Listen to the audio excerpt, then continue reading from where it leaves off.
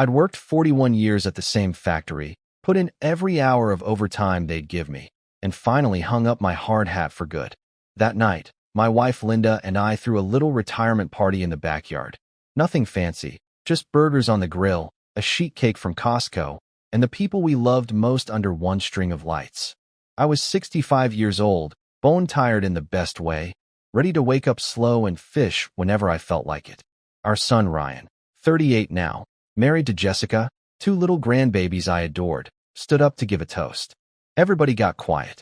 I figured he'd say something sweet, maybe poke fun at how I used to fall asleep in the recliner with the TV blaring. Instead, he raised his glass and looked right at me with eyes harder than I'd ever seen on him. "Dad was never there for us," he said, clear as day. "All those years, he chose that damn factory over his own family. So tonight, let's be honest for once, some retirements are long overdue." You could have heard a pin drop on that patio. Linda's hand flew to her mouth. My brother Dave stared at the ground.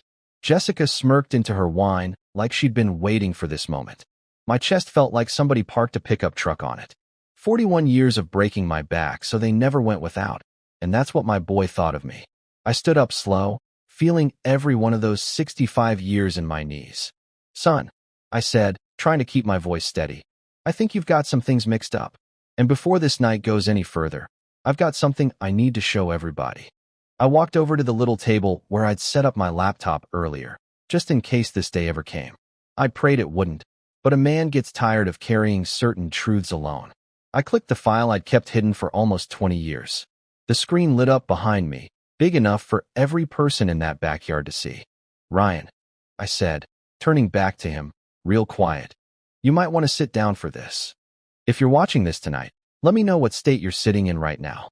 Drop it in the comments. And if this old man's story is speaking to you, please hit that like button and consider subscribing. It means the world to me." I took a deep breath and hit play. The first image that filled the screen was a hospital timestamp, dated the exact week Ryan claimed I'd missed his high school graduation for a double shift that didn't even matter. Only thing was, I wasn't at the factory that week. I was somewhere else entirely, holding a secret I never wanted him to have to carry. And once that video started rolling, there was no turning it off. The backyard had gone so quiet I could hear the crickets again and the low hum of that old projector fan spinning inside the laptop. The first frame on the screen was grainy, shot on one of those little camcorders we all had back then. The date in the bottom corner read June 14th, 2005. That was the week Ryan always brought up, the week he swore I missed his high school graduation because I picked another paycheck over my own kid. He wasn't wrong about me not being in the bleachers that night. He just never knew where I really was. The video showed me coming through the back door at 2:30 in the morning, still in my factory coveralls, stood under my fingernails, shoulders sagging like they were carrying the whole plant on them. I looked younger than 65, sure, but I looked beaten. I tiptoed past the couch where Ryan was asleep with his cap and gown folded on the coffee table, waiting for a father who never showed up to take pictures. I leaned down, kissed the top of his head the way I always did, and whispered, "I'm proud of you, son. I'm so proud." Then I grabbed the duffel bag I kept hidden behind the water heater and walked back out into the night. Next frame, me behind the wheel of my old Chevy pickup, driving dark country roads for almost 2 hours, the dashboard clock glowing 4:17 a.m. when I finally pulled into the parking lot of St. Mary's Children's Heart Center in Louisville. I sat there a minute, rubbed my eyes, and said out loud to nobody, "Just one more shift, Lord. Just give me one more." I walked through those sliding doors carrying that bag the way I'd done 3, sometimes 4 nights a week for 3 straight years. The night nurse, Ruth Ann, God bless her, didn't even speak anymore. She just nodded and handed me a visitor badge with the fake name I'd been using, Michael Carter. Couldn't risk the insurance investigators sniffing around. The camera shook a little because I'd set it on the dresser myself. There in that small room, under the soft pink glow of a nightlight shaped like a bunny, was the real reason I was never home. A tiny girl with tubes in her little arms and a patch over her chest where they'd cracked her open again that week. My daughter Emily. Born blue, not breathing right, heart put together wrong from the start. Doctors told Linda and me she wouldn't make it through the night. We held her, we baptized her with tears, and we said goodbye. Only she didn't go. She hung on. And when some hotshot surgeon from Boston said there was an experimental procedure that might give her a chance, the price tag came in at numbers that made your stomach drop. Insurance laughed in our faces. So I made a choice right then and there. My little girl was going to live, even if it meant the rest of the family had to believe she was already gone. I sat down in that rocking chair beside her bed, opened the duffel, and pulled out envelope after envelope of cash, overtime slips, pawn tickets for tools I never told Linda about. Every single dollar went into the cigar box the nurses kept locked in the safe. I leaned over that crib, touched her tiny fingers wrapped around mine, and I cried the kind of tears a man doesn't let anybody see. "I'm here, baby girl," I whispered. "Daddy's here." Back in the backyard, Linda reached over and took my hand. Ryan just stared at the screen, mouth open, like the ground had opened up under him. And that was only the first 5 minutes of the video. There was still 19 more years to go. The years started rolling by on that screen like pages in an old family album nobody knew we had. You saw me age right in front of everybody, hair going gray, shoulders rounding out, but the eyes stayed the same, tired, but lit up every time I walked into that room. There was Emily at 2 years old, sitting up for the first time, clapping chubby hands while I read her Goodnight Moon for the 100th night in a row. There was me teaching her colors with a box of crayons on a little plastic table, telling her, "Blue is the color of your mama's eyes, and green is the grass we're gonna run on someday when you're big and strong." She'd laugh this little raspy laugh that cost me 3 months of double shifts just to hear. You saw Christmas mornings when I'd sneak away after the boys were asleep, drive through ice and snow to hang a tiny stocking on the foot of her bed. One year, I brought her a stuffed bear wearing a Reds cap, same as the one I bought Ryan when he was born.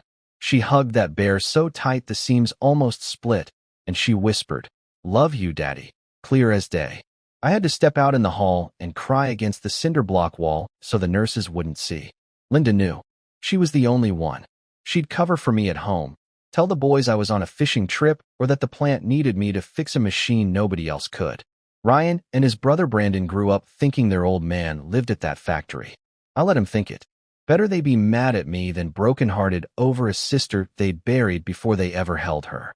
On the screen, you saw Emily's first steps, wobbly as a colt, right there in that hospital room while I held my breath and prayed her patched-up heart could take it.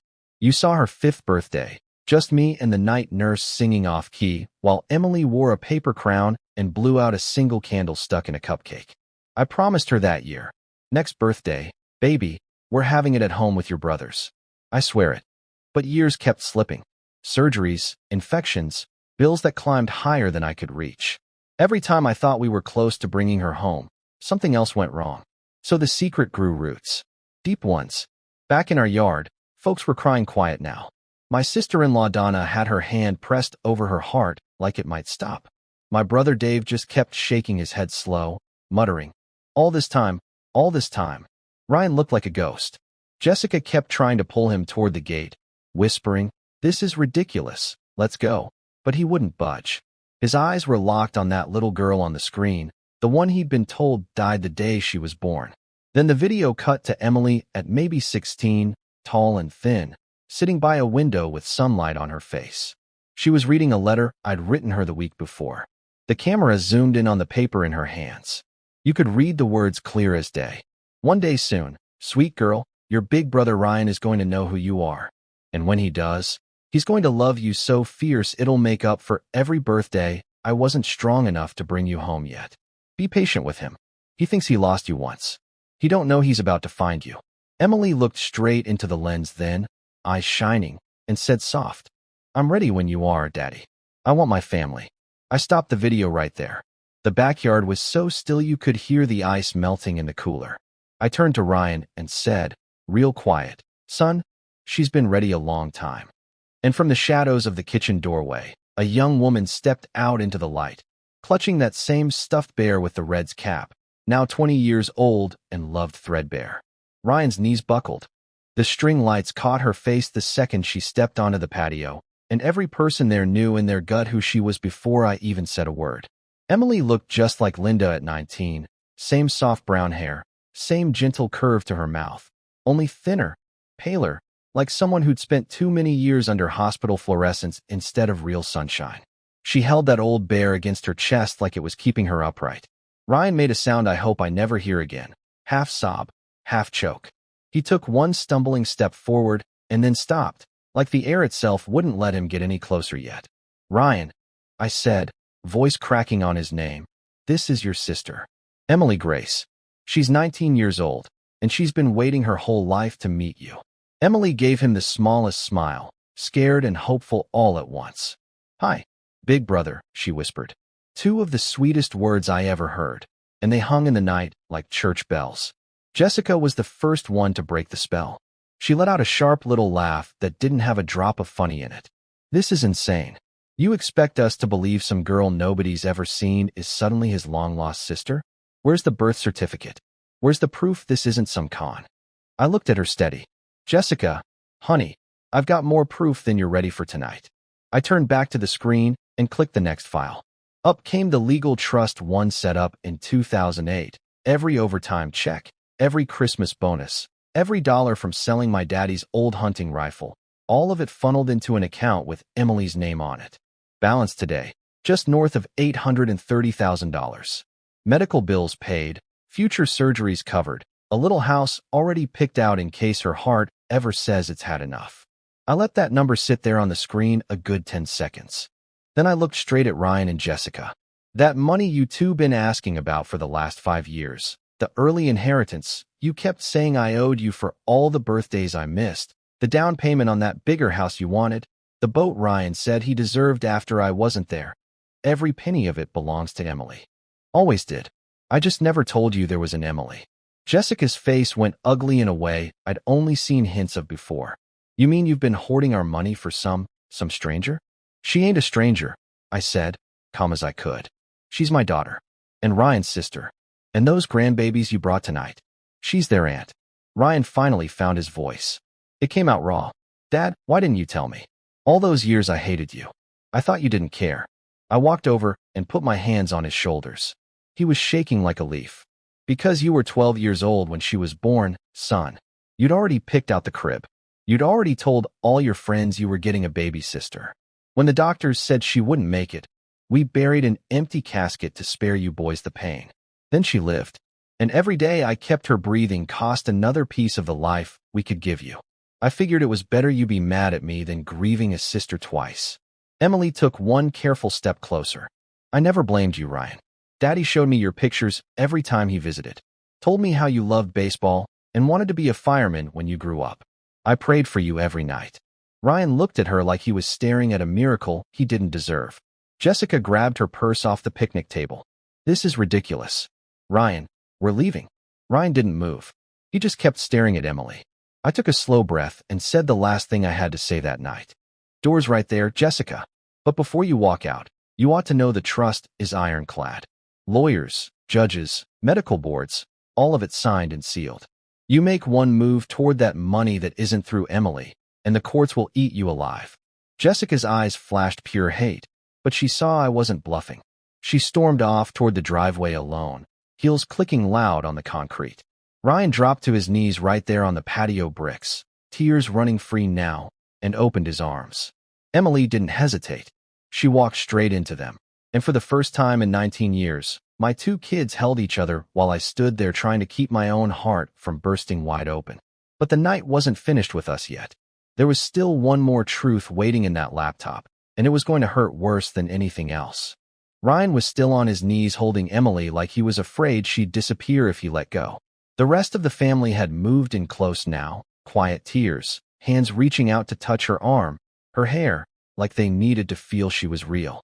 Little Mason, my 6-year-old grandson, tugged on Emily's sleeve and asked in that loud whisper kids have, "Are you really my aunt?" She knelt down, hugged him, and said, "Looks that way, buddy." That was the first time I heard her laugh out loud.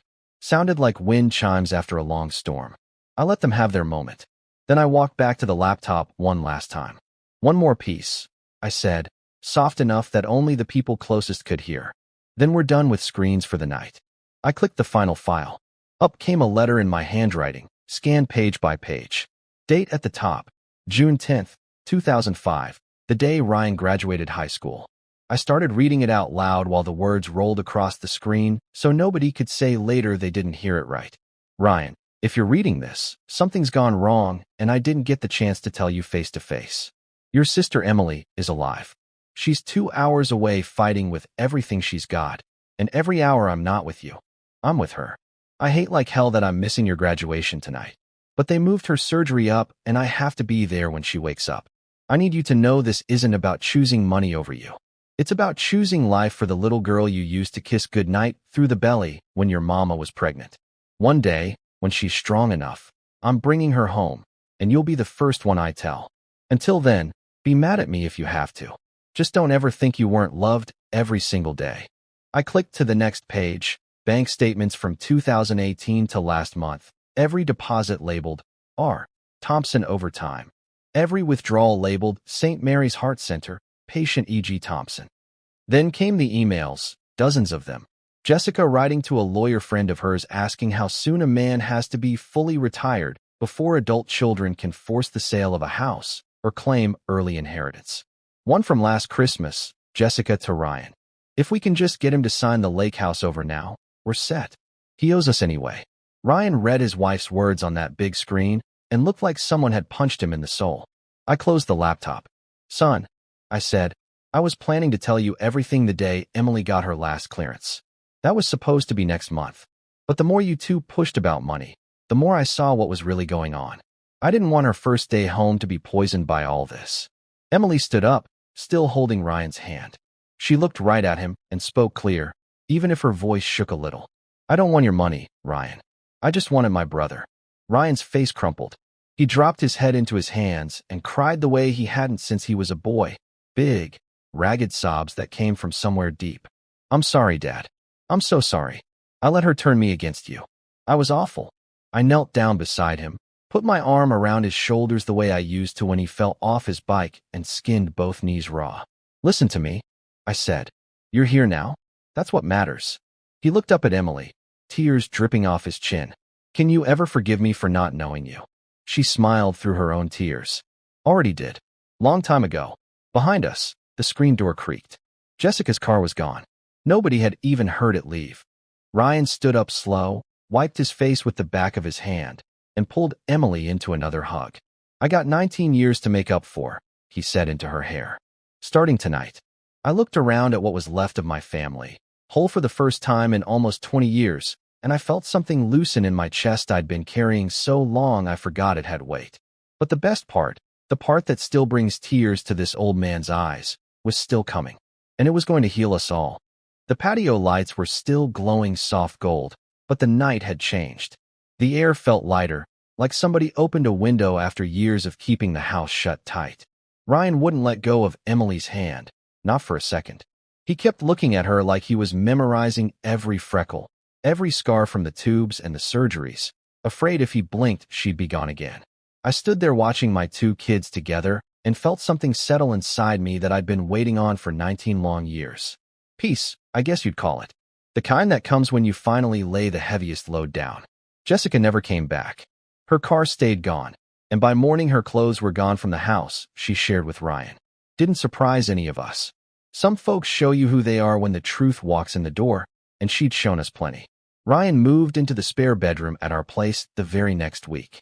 Said he needed to be close, needed to start over where it all began. He took extra shifts at the warehouse, same kind of overtime I used to pull. Only this time every check went straight into Emily's trust, just in case her heart ever needed another miracle. He told me one night over coffee, Dad, I finally understand why you came home smelling like cutting oil and fell asleep sitting up. I'd work till I drop if it keeps her breathing. Emily moved home permanent that fall. We turned the old sewing room into hers, painted it the soft blue she picked out herself. First morning she woke up under our roof. She came padding into the kitchen in my old Reds t-shirt that hung to her knees, hair all messy, and said, Daddy, I smelled bacon. Is this real life? Linda and I both started crying into the skillet. The grandbabies took to her like she'd always been there. Little Mason calls her Aunt Em and brings her dandelions he picks from the yard. She keeps everyone pressed in a book on her nightstand. Some nights Ryan and I sit out on the porch after everybody's asleep, just 2 coffee mugs and the sound of crickets. We don't talk much anymore. Don't need to. One evening last month, he looked over at me and said, real quiet, I was a rotten son for a lot of years. I told him, you were a hurt boy who got told a lie by the wrong people. You're a good man now. That's what counts. He nodded, eyes wet, and we let it go at that. I still fish most mornings now that I'm retired for real. Sometimes Ryan comes with me. Sometimes Emily does too, wrapped in a blanket even when it's warm, just happy to feel the wind on her face. Last time out, the sun was coming up pink over the lake, and Ryan reached over and clinked his coffee mug against mine. Didn't say a word. Didn't have to. That's the thing about love. Sometimes it looks like absence to the people you're trying hardest to save. Sometimes it looks like overtime and lies and empty chairs at graduation.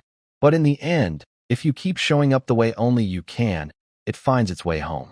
I carried that secret alone so my kids wouldn't have to carry grief. Turns out all they needed was the truth and a father stubborn enough to keep a promise nobody else could see.